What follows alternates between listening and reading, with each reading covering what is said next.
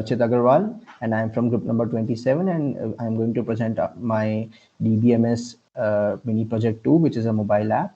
The other two teammates are Devashi Patel and Ariman Jain. So what we have made is an app named Travelog, as suggested by the name. The app keeps the log of all the trips of users so that users can easily access all the details regarding their trips and know whenever a booking corresponding when a booking is going to come in future so that they won't miss it.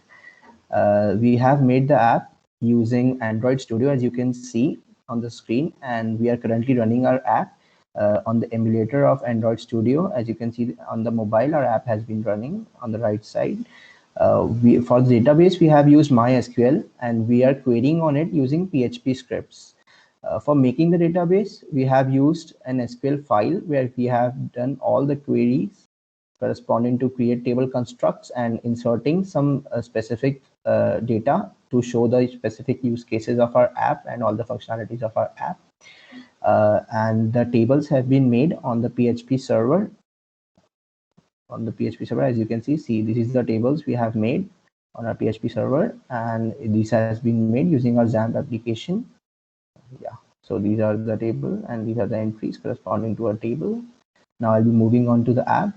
So this is the login interface of our app. If a user is new to our app, he can register on the register link. I'll be showing you a random registration. Okay, so I'll be entering some random name. I'll be doing some random address. All the sanity checks regarding this has been done, like the mobile number has to be of 10 digits and email ID sanity check, and the password and the confirm password should match, or else it will throw an error. So yeah, I have entered the details of a new user and I'm registering him.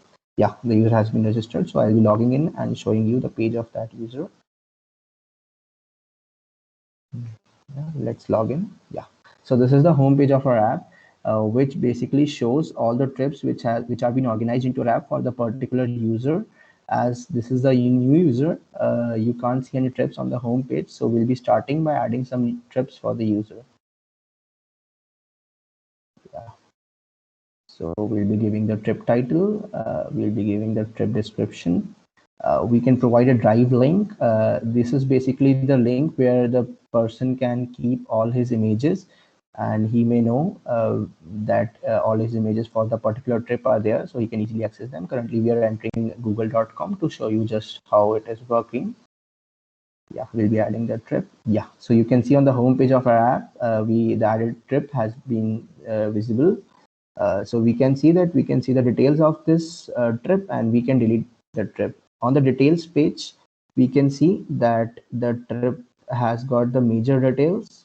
After going to the details page, yeah, let's move on to the details page. Yeah, the major details of the trip has been shown now, like the trip name and the description and the drive link and all the end dates and start dates. Now we can move on by adding some transportation bookings for the user, so it will be stored. Yeah, now it asks for the type of transport the user is going to use, the name of the transport, and the location from where he's gonna start and where he's gonna end, the time he has to arrive for the transport, and time when the transport will reach his location, so that the user will know of all the times stored in our app.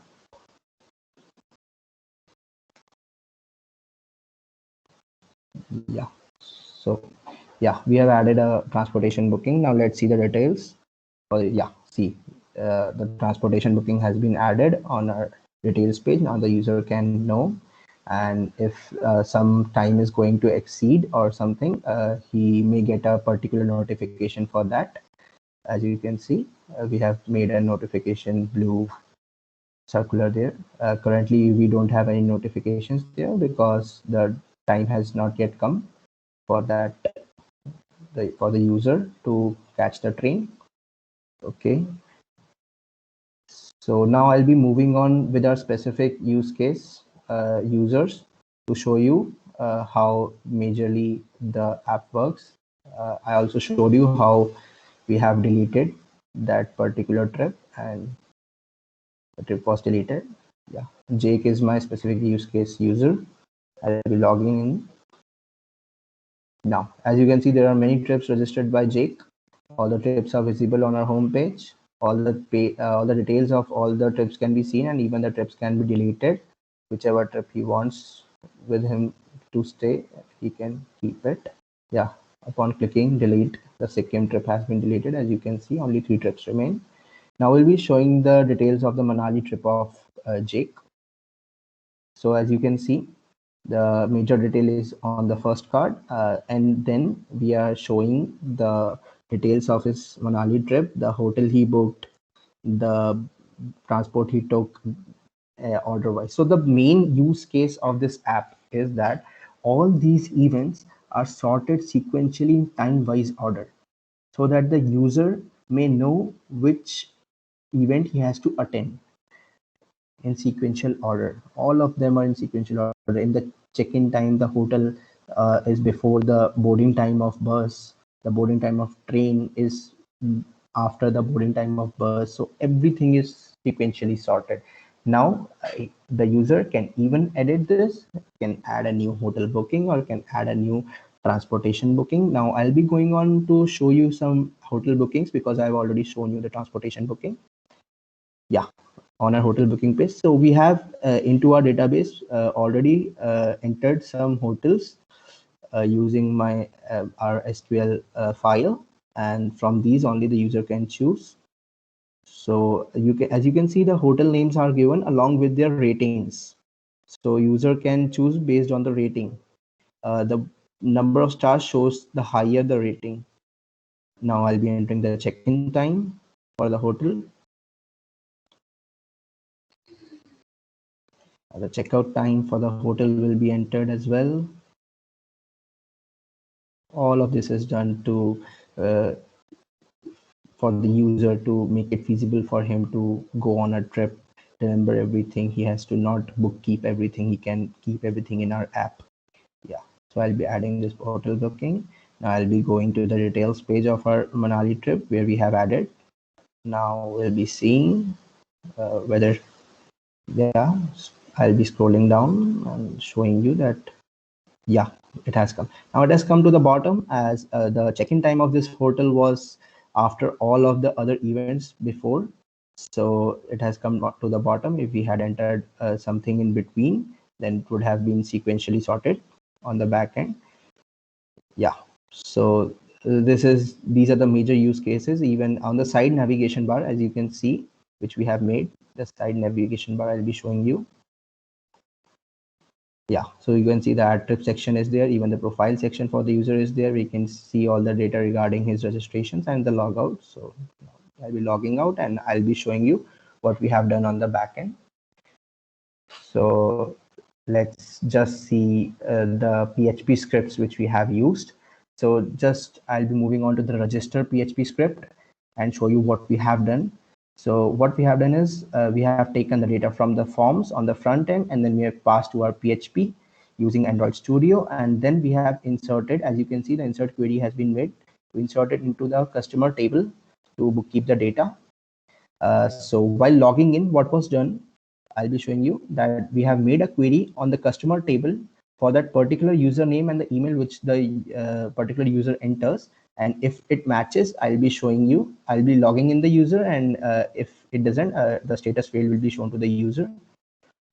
And even some things like hotel list PHP, as you can see, the hotel list PHP is what selects the hotels from our hotel list of hotels and displays on the front end.